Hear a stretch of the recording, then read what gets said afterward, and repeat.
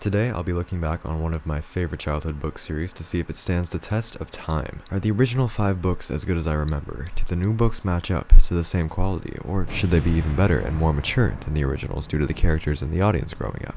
All I can say is that I hope that this video does not ruin my childhood, or yours, for that matter. But let's get into it.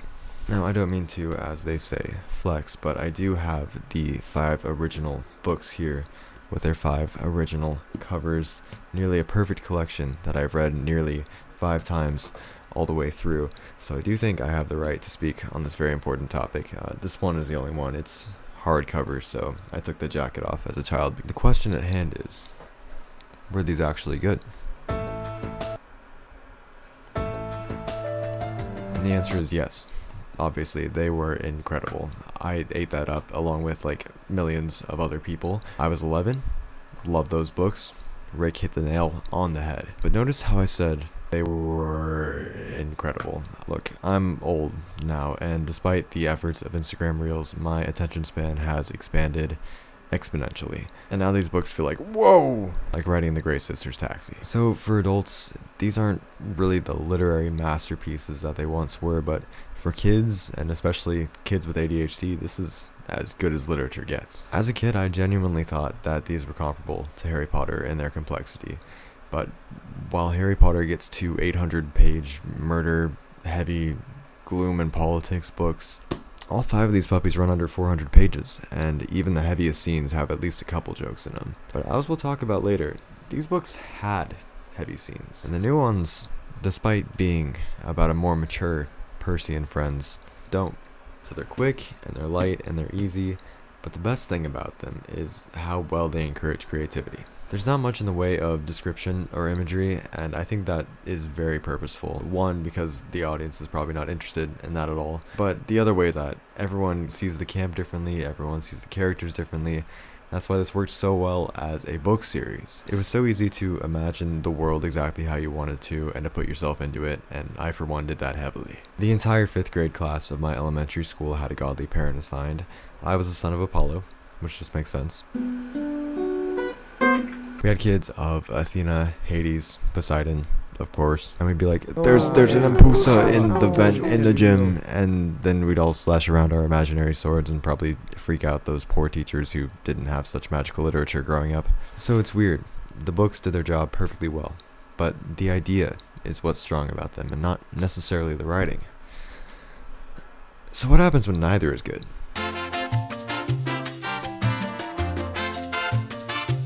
I've been reading the new Senior Year Adventures series as it's been coming out, and right off the bat, I do have to say that the series title is not as hard-hitting as the other ones that Rick has been able to come up with. Percy Jackson and the Olympians, the heroes of Olympus, the Kane Chronicles, Magnus Chase, and the gods of Asgard. The Senior Year Adventures. Didn't like that one? It's gonna be really funny.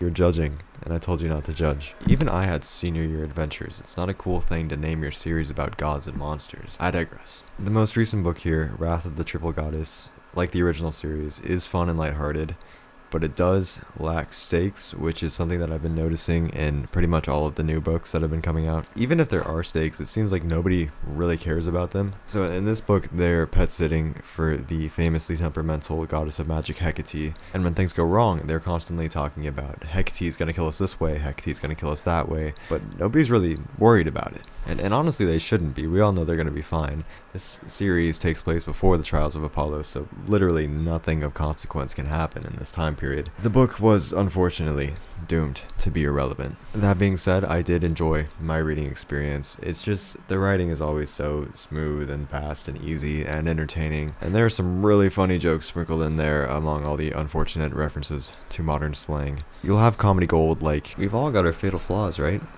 If yours is hummus, hubris. That's what I said.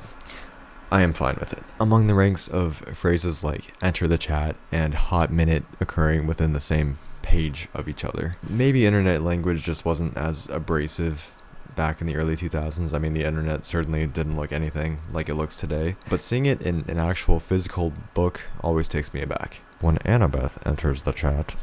I get it's what the kids are saying these days, but it is jarring to see it in a physical novel, and I just know it is going to feel so outdated in a few years. I would also like to mention that on page 33, there is a typo. Where it says, we've talked about his, it should say, we've talked about this. This is not nearly the same caliber of crime as the mistake that we will see later on in this video, but that's automatically minus a star for me. And maybe I'm just older, and I'm not as easily wowed by Riordan's writing anymore, but something just feels different. Take for one the communication between Grover and Percy in this book, it's weird. Grover messes up with the pet sitting, and then later he comes clean to Percy and he's like, I think maybe subconsciously I was trying to mess you up so that you would fail and you wouldn't get into New Rome University because I'm gonna miss you so much. And then Percy's like, oh dude, sorry, I should have realized that and then apologized to you about it in advance. Like, no, you shouldn't have. You can't read minds. Why would you assume that your friend is gonna sabotage you and probably get you killed because he's gonna miss you in college? And why would you apologize to him for going to college? I think I just have a problem with this modern standard of good communication being apologizing in advance for anything that you say or do that might have hurt someone, because everything you say or do might hurt someone. I think we really just need to apologize and learn from it when it happens, instead of whatever this exchange was. It just feels like Rick now has some sort of responsibility to teach kids how to be good global citizens, and I don't think that should really be a purpose of such a lighthearted book. These books are great for inclusivity, including characters with all sorts of different abilities and how they can work together, be a good team, get along. But these books are about a high school senior now. Either the tone should shift to one that's more mature and work on some more serious topics, or it should just stick to what it's always been good at. Instead, it opts for a less serious tone and tries to half-heartedly tackle more mature conversation. For me, that just doesn't work. But as I said, this book was still a fun read, especially since it was about a witch and a bunch of ghosts, and I read it right around Halloween. There is, however, one recent Riordan book that was not a fun read. I don't know what happened here. The one thing about this book that I cannot get over is when, in the climax, Nico is yelling at the main antagonist and he says, "My mother is Bianca D'Angelo." That's his sister. I don't know how a mistake like that can make it through. Like, sure, you can make a typo, you can miss a T, but getting a name entirely wrong, like one of the most important characters, like his main motivation for everything that he does, it just feels like they didn't really care about this one. And Will and Nico just literally hate each other throughout their entire trip through Tartarus. They cannot communicate or cooperate about anything, and it is the most annoying trope in the world. In the House of Hades, when Percy and Annabeth are in the exact same situation, they use their love and positive emotions for each other to stay sane, while Tartarus is trying to drive these negative emotions into their heads. It feels like somehow Will and Nico's annoyance for each other can outweigh those negative emotions by Tartarus just by being worse. I'm too old to care about this, but I do. One last thing before I drop it. One of the most intense moments in any of Riordan's books is the cliffhanger at the end of The Mark of Athena when Percy and Annabeth are falling into Tartarus. It is devastating, it is sad, it is serious. The tone suggests all that too. The book is written like it is a serious moment. Do you know what Nico says while in the exact same situation? Where's Lil Nas X when you need him?